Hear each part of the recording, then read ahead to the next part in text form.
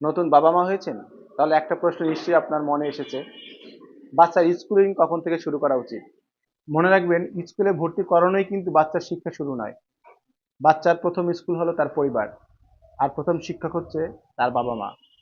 ছোটবেলা থেকেই শিশুর সঙ্গে কথা বলুন, গল্প বলুন, ছবি দেখান, গান শোনান, খেলার মাধ্যমে নতুন কিছু শেখার সুযোগ করে দিন।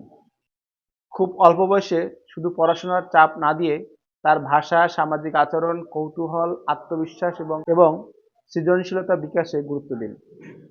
প্রি স্কুল বা স্কুলে দেওয়ার সময়ও শুধু কোন স্কুল সবচেয়ে ভালো এই প্রশ্ন করবেন না। দেখুন, শিশুর বয়স ও প্রস্তুতির সঙ্গে স্কুলের পরিবেশ মানানসই কিনা, শিক্ষকরা শিশু বান্ধব কিনা, খেলা এবং শেখার সুযোগ আছে কিনা।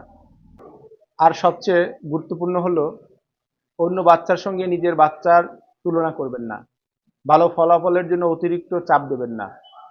তার প্রশ্ন শুনুন, ভুল করতে দিন, শেখার আনন্দটা তৈরি করুন। কারণ শৈশব কোনো পরীক্ষার প্রস্তুতি নয়, শৈশব হলো ভবিষ্যৎ মানুষটাকে তৈরি করার সময়। তাই নতুন বাবা মায়েদের জন্য পরামর্শ, স্কুলিং শুরু করার আগে সন্তানের শেখার পরিবেশটা পরিবার থেকে তৈরি করুন। আপনার সন্তানকে শুধু ভালো ছাত্র নয়, ভালো মানুষ হিসেবে গড়ে তুলুন। এই পরামর্শটি নতুন বাবা মায়েদের সঙ্গে শেয়ার করুন। ভালো থাকবেন, কথা হবে আবার।